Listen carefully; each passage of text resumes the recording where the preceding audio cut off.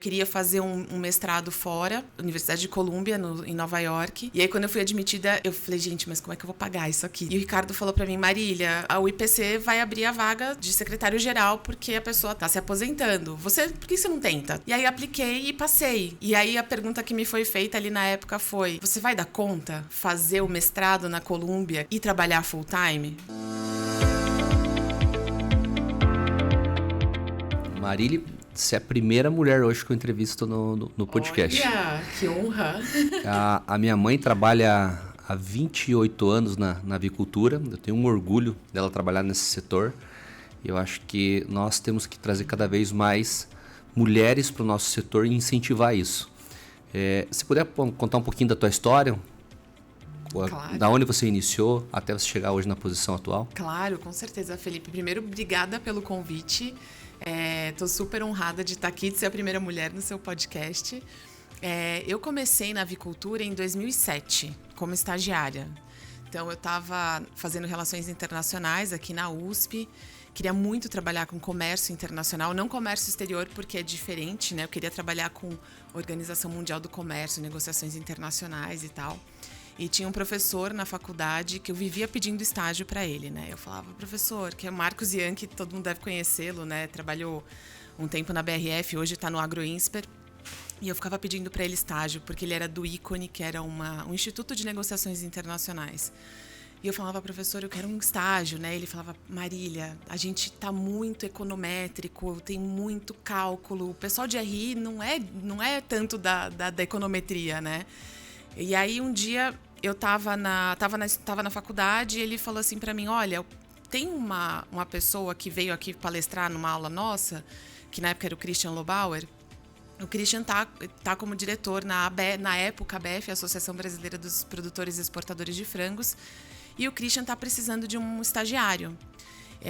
Você não quer participar? Nessa época eu já tinha mandado, como eu tinha entendido que eu queria ir para a parte de negociações internacionais, e eu acreditava que as associações seriam um bom caminho, porque eram as associações que representavam os setores, né, nessas negociações internacionais. E aí eu comecei a mandar currículo para todo mundo, a BIEC, a BEF, a BIOV, todas as associações. E consegui, porque eu já trabalhava desde os 17 anos, né? Eu saí da escola e fui dar aula de inglês, porque eu não queria ficar parada, eu queria fazer alguma coisa e ganhar o meu próprio dinheiro, né? E aí passei a faculdade inteira trabalhando, dando aula de inglês, e aí naquele ano, né, um pouquinho antes de ter essa oportunidade na ABF, eu entrei no Banco Santander, no programa de estágio. E ali eu já tinha um contato com algumas empresas porque eu fazia a parte toda cambial, né? Então mandava os Swifts, fazia todas as operações de exportação deles de carne, e eu fazia o back office, vamos dizer, dessa operação. E aí ali eu entrei no banco em novembro e em dezembro surgiu essa oportunidade na ABF de participar do processo de seleção. E aí eu falei, bom, é agora ou nunca, vou participar. E quando eu fui participar do processo, e eu lembro muito disso, a bolsa auxílio do estágio era metade do que eu ganhava no banco, né? Porque banco, obviamente, não é que paga uma fortuna para estagiário, mas pagava bem. Eu tinha plano de saúde e tal, né? Eu tinha o meu particular fora. Os benefícios deles são grandes. Tinha benefícios. Na ABF era só a bolsa auxílio. Seco. Mas aí eu pensei, bom, moro com os meus pais, não tenho filhos, não sou casada, é o momento de dar um passo para trás, olhando para dar 2 para frente. E passei no programa de estágio, né, da ABF, e comecei a trabalhar na ABF em março ou fevereiro de 2007. E aí, dali, foi onde eu comecei na avicultura, né? Então, comecei como estagiária. Já no final daquele ano, eu já fui efetivada, mesmo sem ter terminado a faculdade, ali eu já fui efetivada. E em 2008 já comecei toda a minha trajetória de viagens representando o setor avícola, né? Porque a gente ali tinha um papel importante de fazer as feiras internacionais, né? Levando a avicultura brasileira, especialmente naquela época carne de frango, né? Hoje o projeto Apex é muito maior lá na BPA, né? Tem ovos, tem carne suína, tem material genético, mas ali a gente começou com carne de frango só. Então, e ali eu comecei essa trajetória na avicultura. Quantos anos passou ali? Passei de 2007 até 2015. Eu fiquei depois virou a BF, né? Da BF virou o BABF, depois a BPA, então foram quase 10 anos ali. E aí, depois dali, eu fui para o Conselho Internacional de Avicultura. Eu já participava do IPC desde 2007, quando eu entrei na BF, né? Eu sempre estava, ou o Christian ou o Ricardo Santin na época, né? Hoje é o presidente da BPA. Os dois eram os representantes da avicultura do Brasil no IPC e eu estava sempre com eles ali no apoio, no suporte, participando dos grupos de trabalho, né, participando das reuniões. E em 2015 surgiu essa oportunidade de fazer essa migração para o IPC. Né? Na verdade, eu tinha outros planos de carreira, né? Eu queria fazer um mestrado fora. Eu apliquei para esse mestrado fora, né? Era a Universidade de Columbia, em Nova York. E eu fui admitida. E aí, quando eu fui... Só que eu tinha pedido bolsa também, né? E aí, quando eu fui admitida, eu falei, gente, mas como é que eu vou pagar isso aqui, né? Se eu não ganhar bolsa, eu não consigo pagar, porque era uma fortuna. E aí, o Ricardo Santin, na época, era meu gestor. E o Ricardo falou para mim, Marília, o IPC vai abrir a vaga, né, de secretário-geral, porque a pessoa está indo embora. Está se aposentando. Por que você não tenta? Todo mundo te conhece, você conhece todo mundo, você é uma referência aqui dentro do setor. Eu falei, bom, vou tentar, né? E aí apliquei e passei. Então eu tinha ali um caminho de ir morar em Nova York, fazer o meu mestrado e trabalhar no IPC. E aí a pergunta que me foi feita ali na época foi, você vai dar conta de fazer o mestrado na Colômbia, que é puxado, e trabalhar full time? E aí eu falei, caramba, nunca fiz mestrado em universidade fora do país. E eu tinha filho já, né? Eu tinha um filho de 2 anos, eu iria mudar com a família, né? Eu ia mudar meu marido e meu filho. E aí eu falei, bom, eu acho que eu vou ter que fazer uma escolha aqui. O mestrado eu posso aplicar em qualquer momento de novo. Agora, o trabalho no IPC, esse talvez não venha tão em breve. E aí eu optei por não ir para a Colômbia e ficar trabalhando no IPC. Eu falei, deixa eu focar no meu trabalho aqui, né? Que era uma coisa que eu sempre fiz na vida, focar no trabalho. E aí eu fiquei no IPC, optei pelo IPC e não fui para a Colômbia, né? Não me arrependo, acho que foi uma boa escolha. Depois acabei fazendo um mestrado na Michigan, né? Mas o da Colômbia não fui. E aí fiquei 4 anos no IPC, representando, né, a avicultura de corte, né? Porque o IPC representa a avicultura de corte, a postura comercial é representada pelo IEC, representando na FAO, né, que é a Organização das Nações Unidas para a Agricultura e Alimentação, representando no Codex Alimentários, na Organização Mundial de Saúde Animal. E foi um momento assim espetacular, porque eu conheci muita gente do mundo inteiro, da avicultura do mundo inteiro. E ali também foi que eu tive a oportunidade, né, ao surgir, de conhecer as pessoas na MSD Saúde Animal, né, e de me encantar pelas pessoas, pela nossa cultura, pelos valores que a gente tem dentro da MSD. E surgiu uma vaga em 2019. E aí, desde 2019, eu estou na MSD Saúde Animal, passei por 2 áreas diferentes, agora estou na 3ª, liderando a avicultura, voltando às minhas origens, eu digo, né? Hoje você é diretora comercial, né? Diretora comercial, de avicultura e aquacultura. Aquacultura. A parte de vendas, você já se via trabalhando em vendas? Como que foi esse desafio de trabalhar com vendas? Nunca tinha me visto trabalhar com vendas. Felipe sempre falava assim, imagina, eu não sei vender, né? E aí, na verdade, eu comecei a refletir que todo mundo que... Eu sempre vendi ideias. Eu sempre vendi as minhas ideias. Meu marido fala que eu sou ótima de convencer as pessoas. Ele fala, não tem... um poder de persuasão. Seu poder de persuasão é imbatível. E aí eu percebi que, assim, de fato, eu não tinha vendido nada, né? Não tinha vendido um produto, mas que dentro da MSD, por exemplo, eu sempre trabalhei para vendas, porque a gente brinca na MSD que se você não trabalha com vendas, você trabalha para vendas, né? Toda a nossa organização é feita para suportar o nosso time comercial, a nossa operação comercial e a nossa estratégia. E toda a minha vida, quando eu estava na BPA, né? A BF, o BABF, a BPA, eu estava vendendo o Brasil. né? Eu estava vendendo a nossa Não avicultura. era o produto. Não era um produto, mas eu estava vendendo um conceito. Eu estava vendendo a cara da nossa avicultura, promovendo e vendendo a nossa avicultura. Então eu entendi que, de fato, né, o dia a dia comercial, eu não tinha o conhecimento no detalhe, mas que eu já tinha feito aquilo de alguma forma, né? E que toda vez que eu estava junto com os nossos clientes, mesmo em outras áreas, fosse em estratégia e inovação, fosse em relações governamentais, dentro da MSD, eu estava ajudando a nossa equipe a vender, né? Então, de fato, não era, até um determinado momento na minha carreira, não era algo em que eu me imaginava.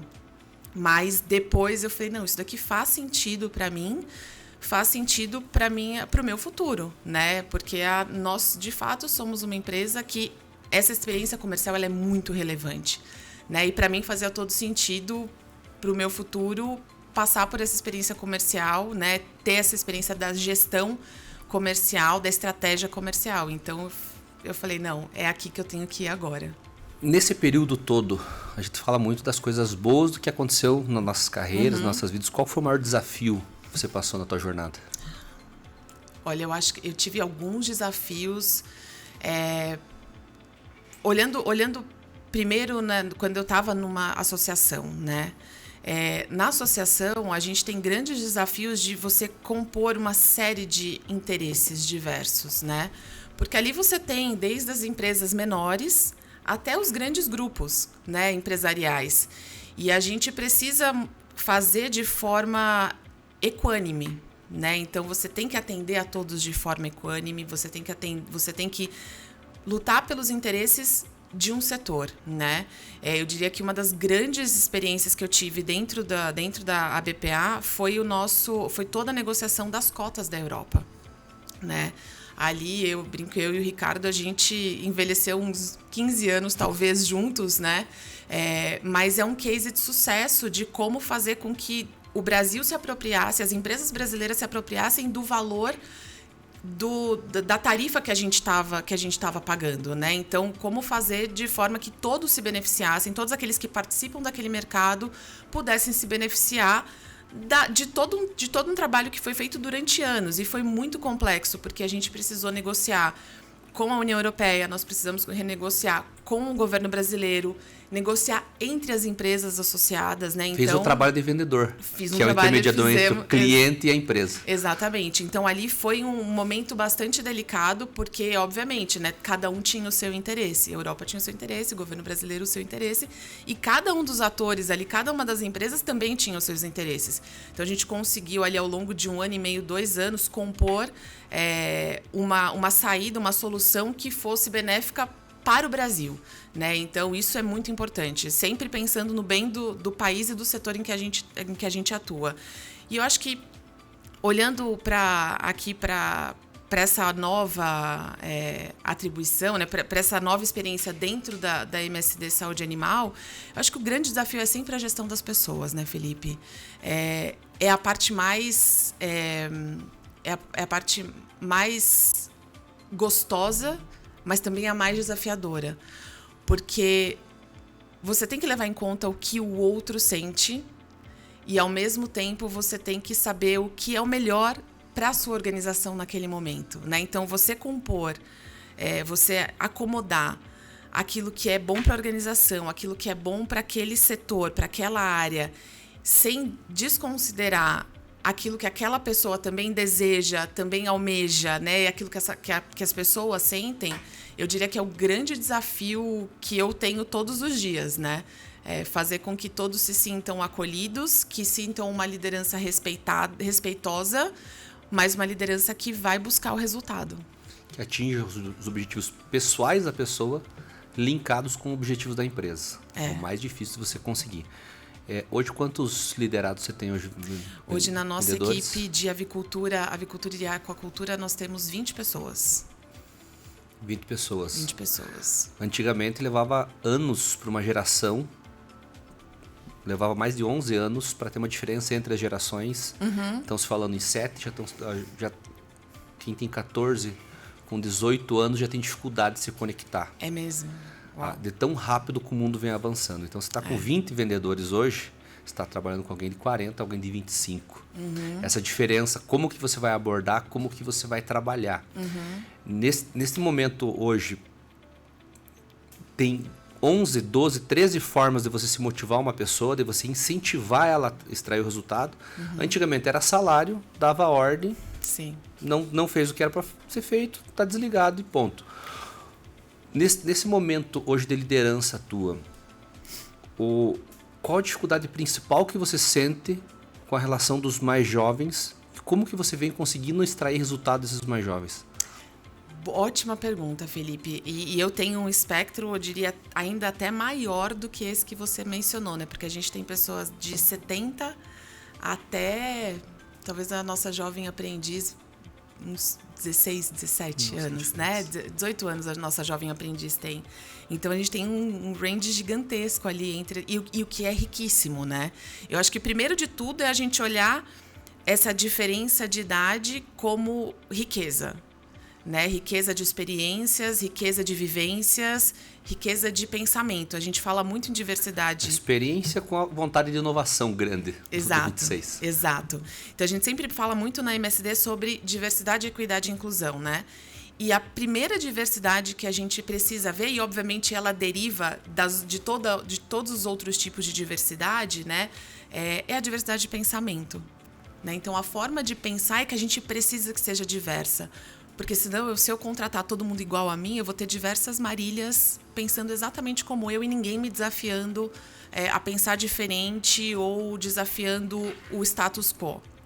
Então, acho que isso é a primeira coisa, né? Observar essa diversidade de gerações como riqueza e não como um problema. Né? Acho que a primeira coisa é como o nosso próprio mindset é colocado, né? Na MSD, a gente tem, e acho que isso é uma coisa que eu busco, é sempre ouvir as pessoas.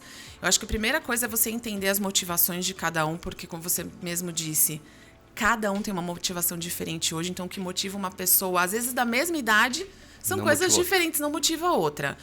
E uma coisa que eu acho muito importante também é que as pessoas precisam também se automotivar.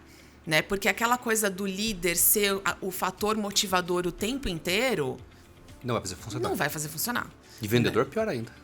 Exato. Então, assim, você tem que saber quais são as suas motivações também, né? A gente busca os caminhos do autoconhecimento para que essas pessoas possam buscar essas respostas dentro delas, porque não adianta nada eu chegar para você e falar, olha, eu acho que o que você quer na tua vida é tal coisa. Eu não sei o que você quer. O teu sonho né? é esse. O teu sonho é esse, né? Então, cada um tem que... Infelizmente, em muitos lugares, você ainda vê as pessoas querendo que o gestor e que o líder fale qual é o próximo passo. Não, o que eu tenho que fazer? Para onde eu vou?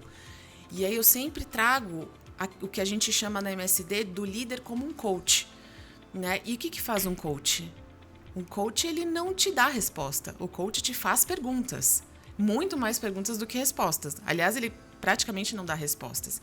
Ele vai fazer as perguntas certas para fazer você encontrar a sua resposta. Então, é isso que eu tenho buscado trabalhar junto com o meu time. Trabalhar as perguntas, a escuta ativa, porque muitas vezes a gente não está preocupado em ouvir a pessoa. A gente está preocupado em escutar para dar a primeira resposta que a gente já sabe que a gente tem na nossa cabeça. Então, nem escutou nada que a pessoa nem falou, escutou. já tá só eu só tô aqui pensando a minha resposta e eu já sei. Você pode ter falado 10 minutos, eu já sabia no primeiro minuto o que eu ia te falar. Então, isso é um exercício que eu tenho feito, que não é fácil, né? E sendo líder, você sabe também o quanto as pessoas querem uma resposta sua, querem um caminho.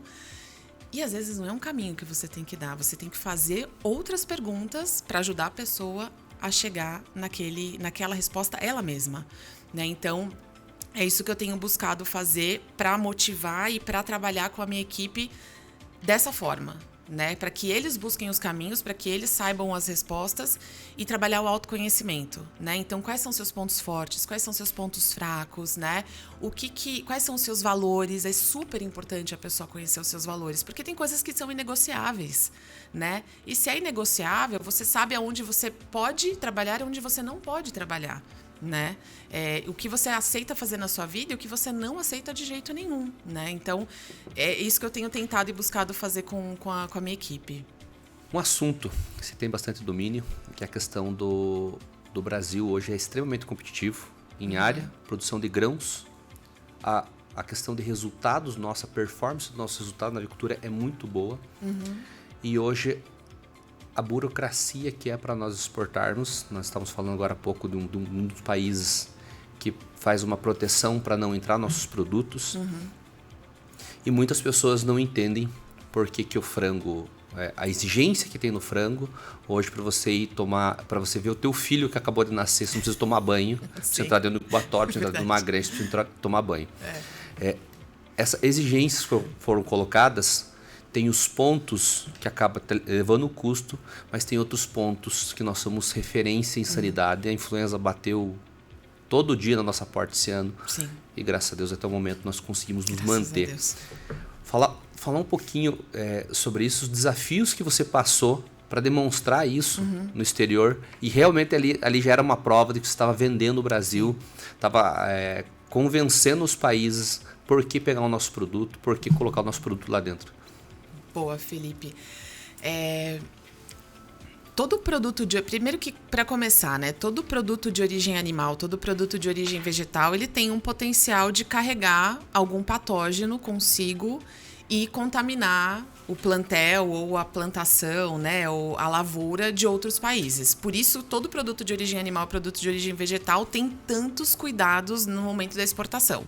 Por isso que a gente tem o Certificado Sanitário Internacional, por isso que nós temos os fiscais federais, os auditores fiscais federais agropecuários do Ministério da Agricultura dentro de uma planta frigorífica, por exemplo, né? E todos os processos de autocontrole das próprias empresas para garantir que aquele produto que está saindo do seu frigorífico ou, enfim, que está indo de navio para qualquer um dos quase 200 países do mundo, ele é um produto seguro, né? Nunca vai ser um produto inócuo. Não vai levar risco. Não vai ser um produto inócuo, porque não existe produto de origem animal ou origem vegetal que seja inócuo, né? Mas um produto seguro. Então, isso é a parte mais importante, entender o porquê, né? Então, isso sempre a gente tem que cuidar. E as empresas todas aqui, né, no mundo inteiro, mas no Brasil especialmente, eu posso dizer, assim, com muito orgulho, de boca cheia, o quanto eu já visitei de planta frigorífica no Brasil, de incubatório, de granja, e vi com os meus próprios olhos, né? Quem está na avicultura, tô chovendo no molhado, né, pro teu público, mas o quanto a gente cuida e o quanto a gente se preocupa com a biosseguridade, né? E se for fazer um comparativo com a Europa e os Estados Unidos, que teoricamente estariam na nossa frente, o brasileiro tende a ver a Europa ou os Estados Unidos como melhores que nós, a avicultura nós somos melhores que eles. Nós somos na avicultura, assim, é espetacular o que nós fazemos, né? E eu sempre falo a avicultura de corte tem um grau de biosseguridade absurdo, né? Especialmente por conta de ter estado em contato com o mercado externo e por exportar muito, a gente foi muito demandado, né? Então, a gente é muito observado pelos nossos compradores, pelos países que compram da gente. E, obviamente, que tem países que querem encontrar problema. Então, a gente vai para além do que a gente precisa, às vezes, porque a gente quer garantir que não tem risco. E se o cara vier aqui para auditar uma fábrica brasileira, ele vai falar: meu Deus, que coisa linda. Entregaram mais do que eu pedi. Entregar mais do que pediu, exatamente. Eu nunca me esqueço de uma ocasião em que eu ainda estava no IPC em 2019... Antes disso, a gente fazia muito projeto imagem na BPA, né, com a equipe de marketing da BPA, a Isis, né, super querida, que lidera essa área até hoje lá. E a gente fazia um projeto que chamava Projeto Imagem, chama até hoje Projeto Imagem. Antes da influenza, a gente conseguia levar esses jornalistas, na época do CIAVES, a gente conseguia levar os jornalistas para dentro do frigorífico, né? E era muito engraçado, Felipe, porque eles chegavam no Brasil e eles falavam assim, super céticos.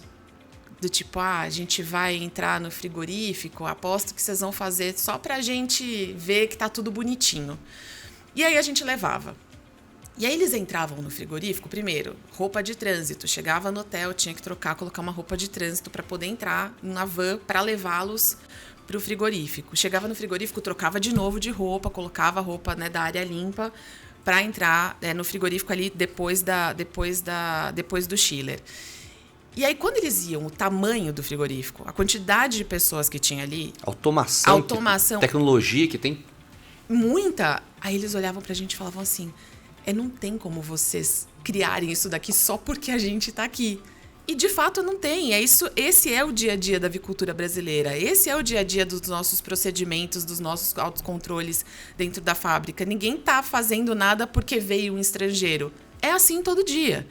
E aí, quando eu trouxe esse pessoal em 2019, que foram presidentes de associações de outros países, então tinha presidente da Associação Dinamarquesa de Avicultura, presidente da Associação Britânica de Avicultura, da Americana de Exportadores de Frangos, e a gente entrou num frigorífico e eles viram área de descanso, eles viram posto de saúde, posto odontológico, o restaurante onde nós, né, a própria empresa serve o almoço, ninguém tem que trazer o seu almoço. Todo mundo come, dono, gerente, diretor, todo mundo come no mesmo restaurante. Que a gente fornece o transporte. Eles falaram assim, mas vocês fornecem o almoço para todo mundo aqui? E aí a empresa falou, sim, todo mundo que vem aqui não precisa se preocupar em trazer esse almoço, porque nós temos o almoço, né? Temos o refeitório, né? Obviamente está dentro da nossa legislação, mas isso é um custo que está dentro de cada empresa assume, né? Eles ficaram impressionados, porque nos Estados Unidos, no Canadá, a pessoa vai trabalhar no frigorífico, ela tem que levar o seu almoço, né? Ela tem que levar o seu... Se fizer o turno da noite, ela vai ter que levar o seu jantar. A empresa não tem que fornecer, né? E a gente tem toda essa preocupação com o nosso colaborador dentro da avicultura. Isso tudo reflete na satisfação, né? Na geração desse emprego, e que está cada vez mais difícil a mão de obra, né? Então, para mim, isso era muito emblemático. E aí, quando eu vejo o Brasil passando, né, ileso, graças a Deus, pela influenza aviária em operações comerciais, eu vejo que a gente tem um trabalho muito forte das nossas empresas, a excelência em proteger e cuidar da biosseguridade, em fortalecer a biosseguridade. Isso é fundamental e a gente vai ter que continuar fazendo, porque tá voltando aí a temporada de migrações.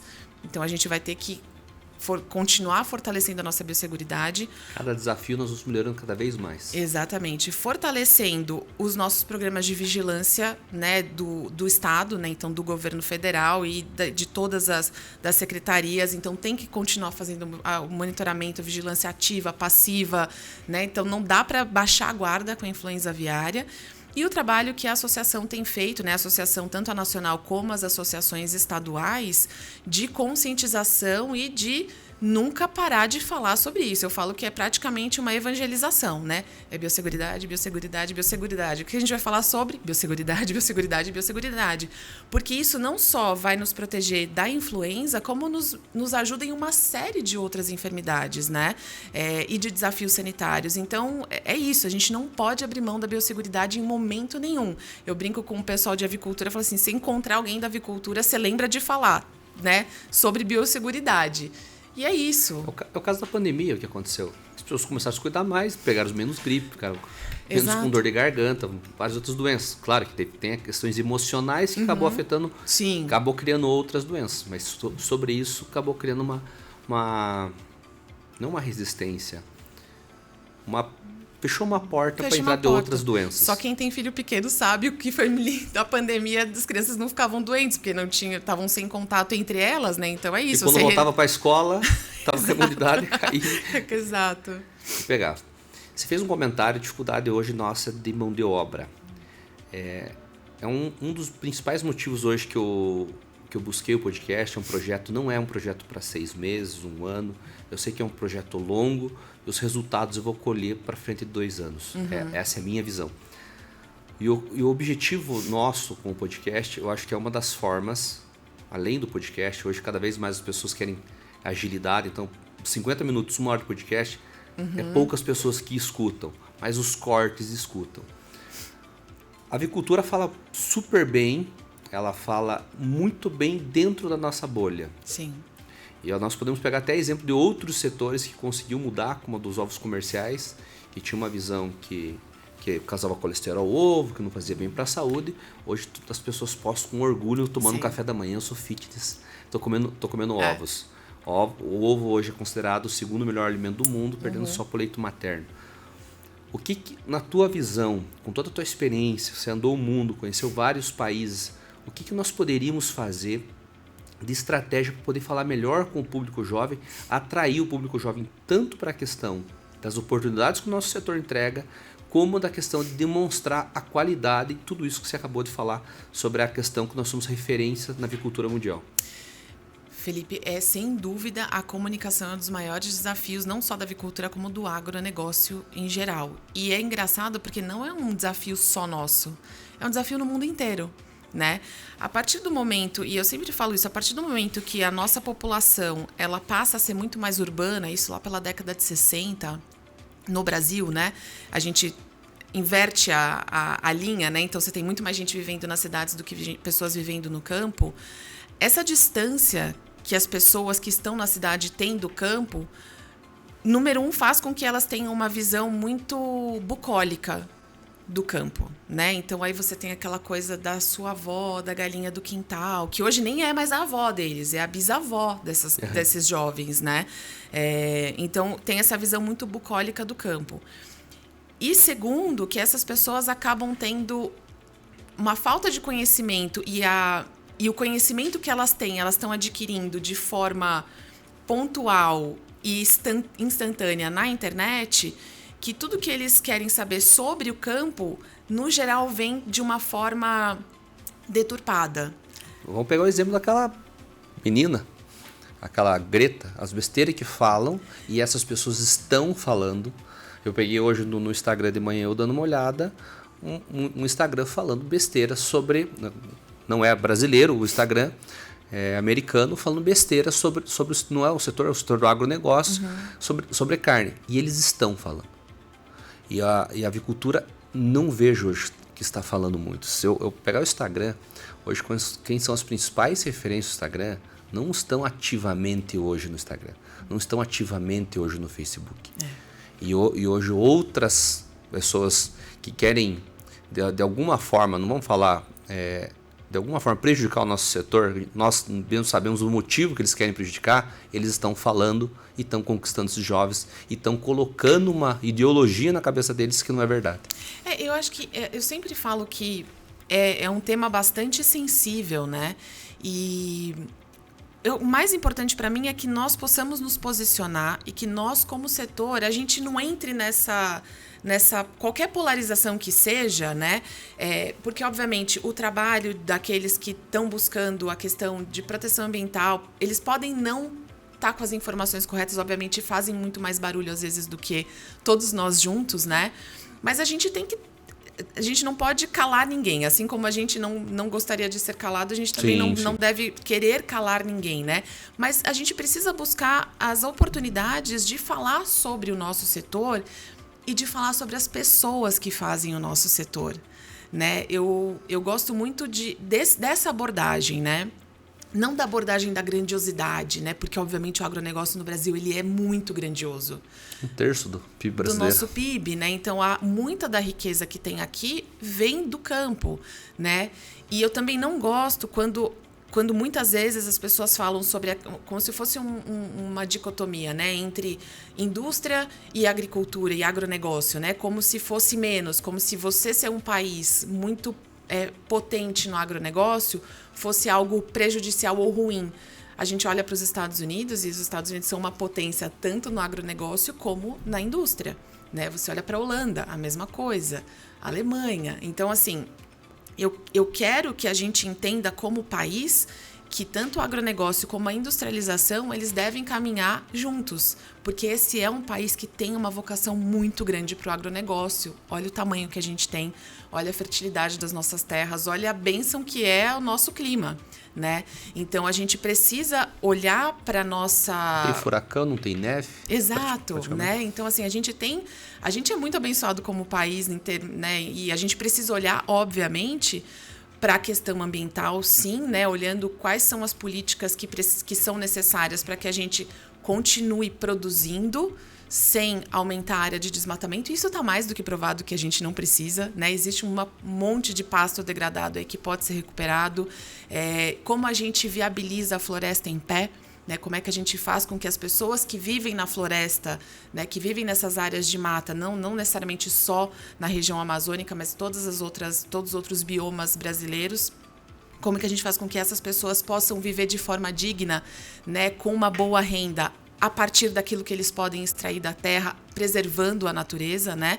Então, acho que isso é muito importante, porque o agronegócio sério, a gente não quer desmatar, a gente quer preservar, porque é isso que vai continuar nos gabaritando para continuar exportando, para ser um dos maiores fornecedores de alimento do mundo, né? Então, eu acho que isso é muito importante, a gente ter esse olhar, né?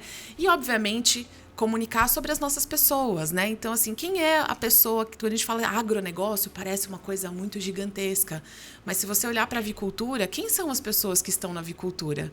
Quem é o produtor de frango hoje? Quem que faz acontecer na avicultura? Né? Quem faz acontecer na avicultura?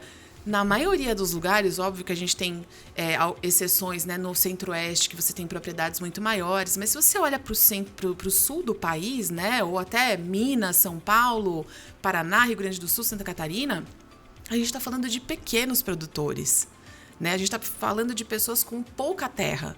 E que essa pouca terra, muito provavelmente, não ia ter escala para outros tipos de cultura. Então, essa pessoa está produzindo frango, ela está produzindo suíno, ela está produzindo leite, né? Então, a gente precisa valorizar esse produtor, né? Valorizar essas pessoas que estão no campo e que, sim, fazem parte de uma cadeia do agronegócio, né? E essa cadeia, que é importante ter essa visão de cadeia, mas que lá na ponta tem alguém que pôde mandar os seus filhos para a universidade porque ele está na avicultura, porque ele está na sinocultura, porque ele está Gerou uma renda. Gerou uma renda suficiente. Conseguiu formar. Exato. Muito desses jovens acaba saindo do interior, vamos dizer assim, que é onde está o agronegócio, vai para grandes centros e é vendido não diria uma ilusão, mas é vendido uma forma sexy outros setores. E é difícil ter pessoas voltando para o agronegócio. Eu conversei com algumas pessoas que são formadas em veterinário e pego alguns cursos, já conheci pessoas, eu conheci uma vez que eu estava fazendo um curso, um rapaz que fazia agronegócio, e ele chegou numa rodinha, e ele estava nessa rodinha, estavam falando em que carreira eles iam seguir. E uma das últimas estava a avicultura, demonstrando como se não tivesse oportunidade.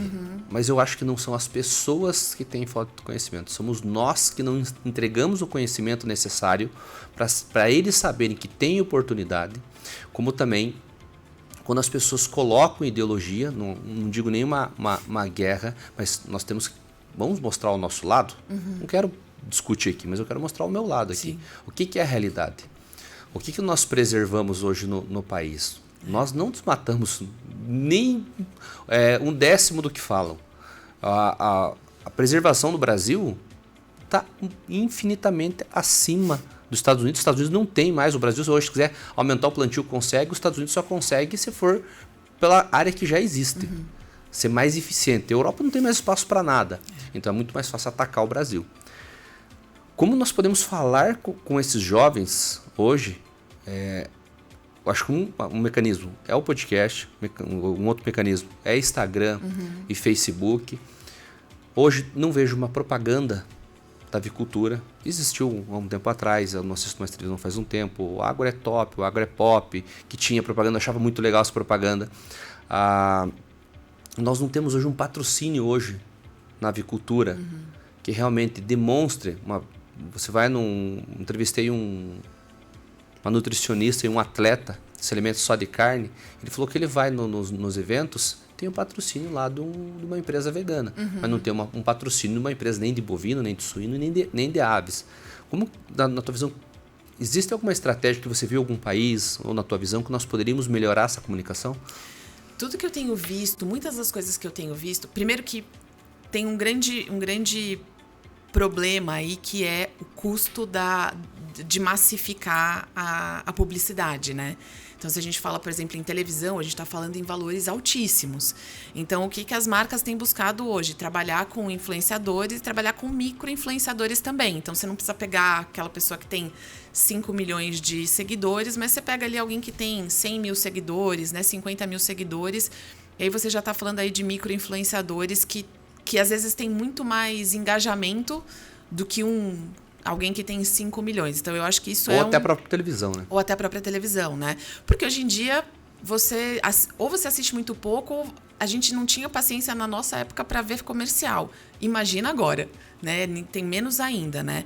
Então, acho que são momentos...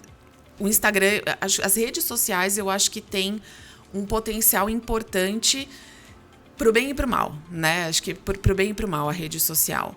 E eu sempre bato na tecla das pessoas, né? Então, não necessariamente a gente falar da grandiosidade, como eu falei agora há pouco. É realmente ir quem são as pessoas que fazem isso acontecer, né? Se você vê até o próprio Agrotech, né? Isso tudo até mudou um pouco e eles estão com uma propaganda bem legal agora também acho que do Senar, se eu não me engano, do Serviço de Aprendizagem Rural, mostrando as pessoas. Então, isso eu acho muito legal. Mostrar quem são essas pessoas e quem está por trás e quem está fazendo o agro. Uma coisa que a gente precisa fazer cada vez mais é estar nas faculdades de medicina veterinária, de zootecnia, de administração, falando sobre as empresas e falando sobre as oportunidades que existem dentro do agro. Porque muitas vezes, tirando algumas universidades que já são mais do interior, que estão mais ligadas em áreas de produção, eles veem uma matéria de produção animal, de avicultura. Tem uma matéria em 5 anos de faculdade, período integral. Então, tem muito pouco contato, né? Muito provavelmente, aqui em São Paulo, se pegar as universidades privadas de São Paulo, muito provavelmente deve ter um viés muito mais de animais de companhia, né? Ou de grandes animais, tipo boi. Boi e pet, né? É boi e pet. Né? Então, eu acho que tem uma oportunidade da gente estar mais perto dessas universidades, né? De promover discussões, de participar de feiras, né? Toda universidade tem esse tipo de feira de profissões, né? Ou feira para dar continuidade na carreira, feira de carreiras. E a gente está ali falando sobre o nosso setor e mostrando para esses jovens universitários que a avicultura é, sim, um espaço em que ele pode crescer, em que ele pode se desenvolver e que tem muita oportunidade, né? Então, isso é uma coisa. E a outra parte que eu acho que a gente tem feito muito lá na MSD, que é realmente a capacitação, né? Capacitação das pessoas, desde o pessoal que está trabalhando ali na granja, né? Supervisores de incubatórios, pessoas que estão no frigorífico, né? Trabalhando gestão do tempo, trabalhando liderança, capacitando, porque a gente acredita que todos nós somos líderes de alguma forma, né? Falando sobre conversas difíceis, sobre feedback, isso tudo é necessário em qualquer nível hierárquico dentro de uma organização. Então, a gente tem feito isso junto aos nossos clientes. Então, levando a nossa universidade MSD para dentro do cliente e ajudando o cliente a fazer essa capacitação. Porque, muitas vezes, a pessoa troca de área ou de setor, né? Eu estava ali no frigorífico, vou mudar para outra coisa. Às vezes, muda por, sei lá, 50, 100 reais, né? E não está vendo todo o quanto a empresa está investindo. Então, trazer isso de quanto a empresa está investindo neles, né? Investindo em capacitação e ajudando a ser mais um braço de capacitação, porque a gente sabe que a capacitação é algo que demanda muito esforço de uma organização, né? E a gente quer estar junto com os nossos clientes fazendo isso. Você tem que deixar o momento de se apagar um incêndio, ser o bombeiro, e para você capacitar, para você reduzir o teu momento de trabalho de bombeiro. Exato. Eu tive a oportunidade e agradeço de conhecer um pouquinho sobre a cultura da MSD. Achei fantástico aquela visita que nós fizemos junto com o Bolis. Muito bom. E eu queria que você comentasse um pouquinho mais. Vamos falar sobre a questão de gestão. Hoje, o que você vê como pontos fortes da cultura da MSD, que vocês conseguem atingir os resultados, e essa visão de vocês fazer além do que o cliente pede. Porque normalmente a visão é, o cliente quer um produto de qualidade com o menor custo possível. Vocês vão além, vocês entregam ensinamento. Então, ajuda a capacitar funcionários da própria empresa. Falar um pouquinho sobre essa cultura e essa parte dos ensinamentos da faculdade, não é faculdade? Universidade MSD. Universidade MSD. Boa. A gente acredita... A gente tem falado muito sobre liderança constelar, né? Então, todo mundo é um líder dentro da MSD. E você interage com diversas lideranças o tempo inteiro. Então, a gente tem falado muito sobre esse conceito. Na MSD, a gente tem alguns pilares culturais, mas um dos que eu mais gosto da gente trabalhar é a questão do silo para a rede. Né? Então, como que eu estou ali no meu silo da avicultura e aquacultura, né? Todos os dias eu estou trabalhando com a minha equipe, mas como que eu expando essa para uma rede que vai me ajudar a entregar um resultado? Porque eu não entrego o resultado sozinho dentro da avicultura e aquacultura. Se eu não tiver interação com o cliente alinhado, que é quem vai fazer o fulfillment dos meus pedidos, se eu não tiver faturamento junto comigo, se eu não tiver regulatório, se eu não tiver estratégia de inovação pensando em tudo que a gente pode oferecer depois, eu não vou conseguir entregar esse resultado sustentável no longo prazo. Então, isso é uma das coisas que a gente trabalha demais dentro da MSD. Quando nós, lá atrás, em 2019, criamos essa área de estratégia de inovação, né? Foi uma visão do Bolles. O objetivo era justamente ir além do produto. A gente já tinha muitos serviços, né, que a gente entregava para o cliente, a gente já tinha a nossa universidade corporativa tem 12 anos já. Então, mas a gente entendia que a gente estava entregando um valor e a gente precisava capturar esse valor de volta para a MSD. Né? Então, como que a gente entrega valor para o cliente e como a gente captura, né, nessa fidelização, né, em ter o cliente mais próximo e de fato estratégico. Né? Como é que eu sento à mesa e não falo de produto? Eu quero falar sobre preço. Sobre preço. Eu quero falar sobre capacitação.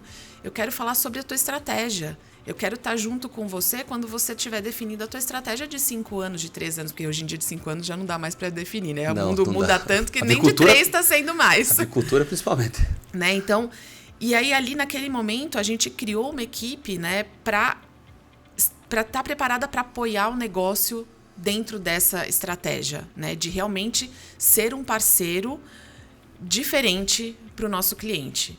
Que a gente vai, obviamente, tem a questão comercial, mas que a gente vai além. Porque quando a gente for comparado, a gente não quer ser comparável. A gente quer estar um degrau acima. Né? Quer ser comparado por custo. Quer ser comparado por entrega de valor. Entrega de valor, exatamente. Então é isso que a gente vem desenvolvendo. E aí ali dentro a gente não tem só a questão da universidade, né? A gente tem por exemplo, uma certificação de bem-estar animal. Né? Porque nós queremos ser reconhecidos, e acho que já estamos sendo reconhecidos dentro do mercado de saúde animal, nós já somos uma referência em bem-estar animal. Né? Então, nós temos pessoas capacitadas para entrar numa indústria que tem uma verticalizada, uma integração desde as matrizes até o frigorífico, e fazer uma avaliação de bem-estar e ver onde você está. E ajudar a te preparar. Tem oportunidades para melhorar. Exato, e ajudar a te preparar para uma certificação. Né? A gente tem essa certificação com uma auditoria de terceira parte. Que bacana. Né? Então, é isso que a gente quer. É onde é que dói. Né? Onde você precisa de ajuda. Sanidade é óbvio, a gente já está lá dentro. Né? A gente já é o first call do nosso cliente. Então, quando ele tem um problema sanitário, é para a MSD que ele vai ligar. Além disso, poxa, eu preciso fazer um MBA para os meus líderes. A gente está junto. Eu preciso capacitar em liderança a nossa equipe de incubatórios, todos os supervisores de incubatório. Certo. A gente está junto.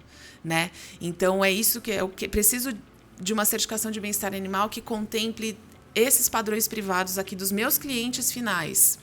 A gente também está com você. Então, é isso que a gente tem buscado e que a gente tem conseguido entregar. Isso é o mais legal, né? Porque é muito fácil você pensar uma coisa dessas e falar, não, é isso, você consegue entregar? Não, a gente consegue entregar. Né? Então, isso é o mais legal. E olhar para a avicultura, que é o que a gente já está olhando, com a aquisição que nós fizemos, né, da Allflex em 2018, 2019, né? E todas as outras startups que a MSD adquiriu, inclusive uma dentro da avicultura, né, que era Poultry Sense e virou Sense Hub Poultry, a gente está olhando para o passo seguinte. A gente tem que ir para automatização e para sensorização, para monitorização de galpões dentro da avicultura, pensando em avicultura, assim como a gente já está indo para monitorar vacas de leite, né, gado de corte, porque a gente entende que primeiro, mão de obra cada vez mais escassa, então a gente precisa otimizar o tempo das pessoas que estão dentro da granja, do veterinário, que é a pessoa do sanitarista, né? Então a gente precisa fazer isso. E a tecnologia é nossa aliada nesse processo. Então nós temos esse Sense Hub Poultry, que justamente está olhando para a avicultura 4.0, 5.0. Como é que eu trago esse dado que está sendo gerado e crio o caminho para a ação corretiva que vai me dar um resultado melhor lá no final, lá no frigorífico, né? Então, isso que a gente já tem trabalhado e que a gente quer fortalecer agora no ano que vem dentro da MSD Saúde Animal Brasil. Incrível, incrível o atendimento de vocês. Eu trabalho com vendas desde os meus 18 anos e eu sempre tive a percepção, nunca gostei de trabalhar por custo. Aí eu vou tentar comprar o produto mais barato possível para poder vender mais barato possível. Eu sempre tentei encontrar uma forma de entregar realmente valor, e foi isso que eu também fiz quando entrei na granja econômica. Qual é a forma de eu encontrar valor e não trabalhar somente por preço? Porque o mercado brasileiro num todo vem mudando e a avicultura também vem mudando. A visão hoje, a maioria dos clientes tem ainda tem uma visão de questão de custo, e realmente tem que ver isso, não estou dizendo que não tem que ver isso, mas qual é o valor que entrega, qual que é o resultado que entrega? Porque o mais barato não significa que entrega o melhor resultado. E como eu consigo entregar melhores resultados? Eu falo que eu não vendo pintinho, eu vendo um gerador de carne. É isso aí. Você não vende vacina. Eu não sei qual que é o termo que vocês usam na MSD, mas você não vende medicamentos. Não, A gente vende saúde e bem-estar animal, a gente vende produtividade no fim das contas, né? Porque é o que eu sempre falo, um animal que você alimentou, que você deu água, que você trabalhou o manejo, que você investiu na genética, e esse animal, no final dos seus 45 dias, foi para o frigorífico e teve uma condena no frigorífico e ele foi descartado, você não só perdeu recurso financeiro, como você perdeu recursos naturais. Né? Você usou grão, você usou água para isso, você usou mão de obra para isso. Quanto custa tudo isso? Quanto custa tudo isso? Né? Então, a gente sempre fala, a sanidade, né? A vacina, a prevenção é um seguro. Né? Você está fazendo de fato para prevenir um mal maior. Né? Porque se você tiver, você pode perder tudo. Né? Então, acho que essa é a visão de você investir num bom programa sanitário, de você investir no manejo, na ambiência, porque não é só o programa sanitário, não adianta nada você ter o melhor programa sanitário e o teu manejo ser horrível. Ter a melhor estrutura, ter o melhor programa sanitário e a pessoa que está cuidando de tudo, que hoje a verdade são pessoas. São pessoas. Hoje nós temos granjas extremamente automatizadas, granjas bem antigas. Tem uma granjinha nossa lá que ela é bem antiga, nós temos uma vontade gigantesca de parar ela, mas é um dos melhores resultados. As pessoas que tocam lá praticamente dão um nome para as galinhas, de todo o cuidado que elas têm e conseguem tirar o resultado. Tudo se resume a pessoas. Exato, exatamente. Consegue entregar muito mais tendo as pessoas corretas, aliado com o produto que você vende, o produto que você entrega. E por isso que a MSD investe na universidade, a MSD, que é através das pessoas que você consegue entregar o teu resultado e consegue atingir o objetivo, que é atender bem o teu cliente. Exatamente, Felipe. Estamos se encaminhando para o final e um dos principais objetivos também é trazer os jovens cada vez mais para o nosso setor, como eu já comentei aqui. O que você diria de uma forma de ensinamento para os jovens? O que você diria para a Marília, lá de 18 anos? O que você teria feito com toda essa experiência que você tem hoje?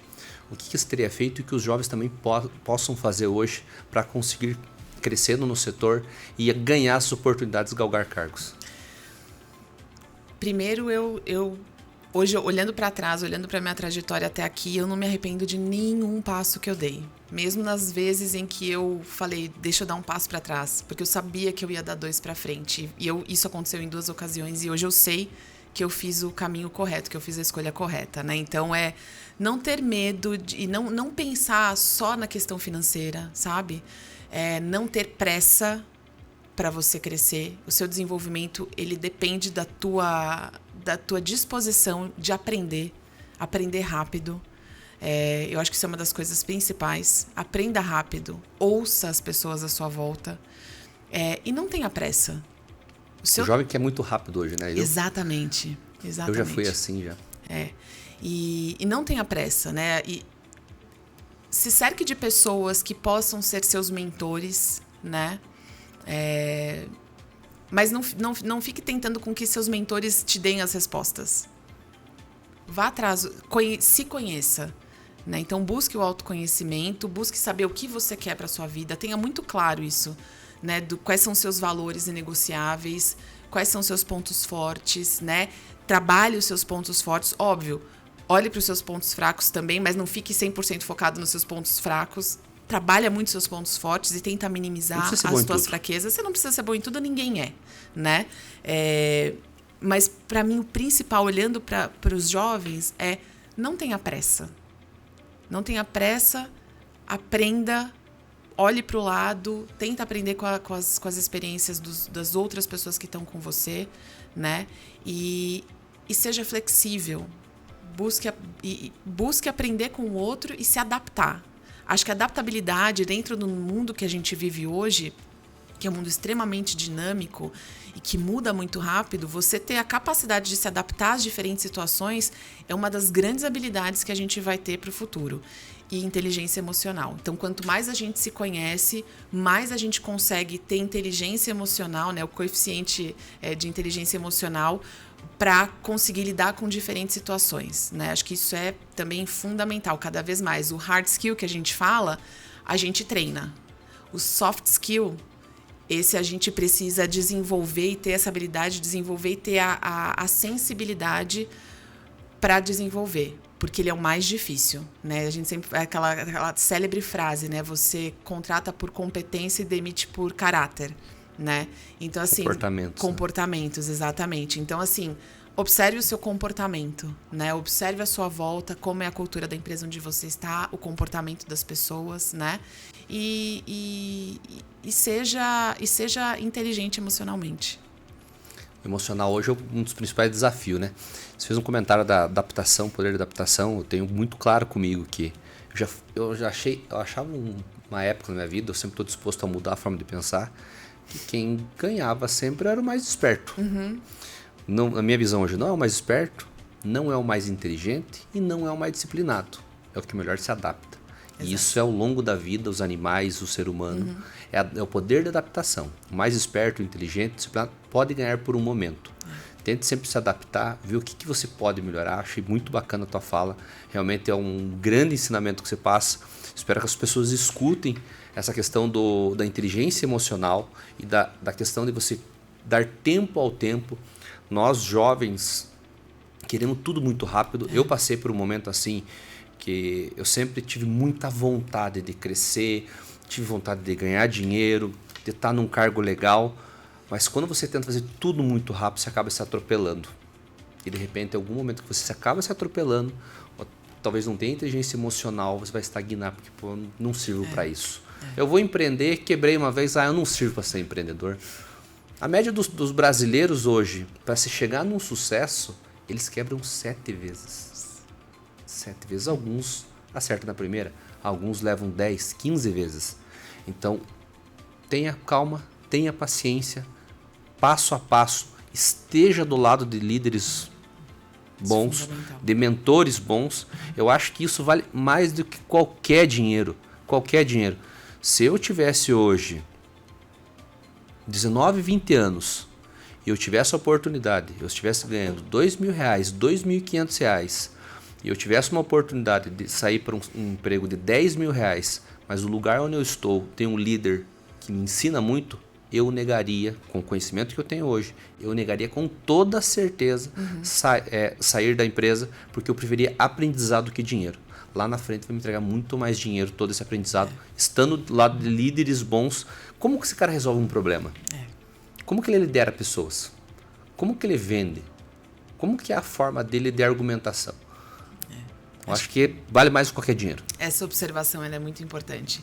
Observar o meio, observar os líderes, aqueles que você admira e perguntar, né? E ter aproveitar as oportunidades em que você está junto para perguntar exatamente o que você falou, como é que você resolve um problema, como você lida com determinadas situações, né? Isso tem uma bagagem gigantesca para quem está começando e até para a gente, né? Se eu olho para os nossos vice-presidentes, para o nosso CEO, observá-lo ali numa reunião, na dinâmica, né, nas perguntas que eles fazem, isso é riquíssimo. Eu aprendo todo dia, assim como eu aprendo com a minha estagiária, né? Então, acho que essa interação é valorizar cada interação que você tem com as pessoas. Tudo você pode aprender alguma coisa. E você não aprende isso no home office. Hoje está indo muito pro home office. Você tá dentro de casa, atrás do computador, você não vê como que o teu líder resolve um problema. É verdade. Então, é muito mais confortável estar em casa, estar de bermuda, estar de calça, estar de chinelo, estar no conforto de casa, com alimento disponível a todo momento, atrás do computador, você tem um conforto maior. Mas você está numa zona de conforto e você não estará aprendendo. Dá trabalho você se arrumar, você pegar uma locomoção para chegar até o trabalho, mas estar do lado de líderes bons, você vai estar aprendendo. E esse ganho lá no futuro, eu tenho absoluta certeza que você vai agradecer. Totalmente de acordo. Totalmente de acordo. Acho que esse é um grande desafio de todas as empresas depois da pandemia, né? Como é que a gente traz de volta as pessoas para o escritório. Na MSD a gente tem uma regra de duas vezes na semana, né? Mas obviamente a minha equipe mesmo tem muito pouca gente em São Paulo, porque é a força de vendas, os coordenadores técnicos, eles já não estão lá. E justamente por isso a gente valoriza cada momento de interação que nós temos entre nós, né? Justamente porque eles já não estão no dia a dia no escritório, a gente valoriza demais esses momentos. Porque, de fato, às vezes meu gerente de venda sempre fala, sentar no carro e pegar uma estrada, às vezes é melhor do que 10 reuniões, né? Porque você tem tempo ali de interagir, de conversar, de falar sobre outras coisas, né? De entender como a pessoa pensa. Então, acho que é valorizar cada um desses momentos de interação pessoal, olho no olho. Isso daí não tem preço. Fato. Queria agradecer pela oportunidade que você deu de estar entrevistando, contando um pouco da tua história. Espero que motive pessoas, com toda certeza passou ensinamentos. Você que ficou até aqui, muito obrigado. Compartilha, se você gostou, compartilha nas redes sociais, compartilha com os amigos. Marília, muito obrigado. Obrigada, Felipe. Foi um prazer. Adorei. Até a próxima. Mesmo. Obrigado. Obrigada.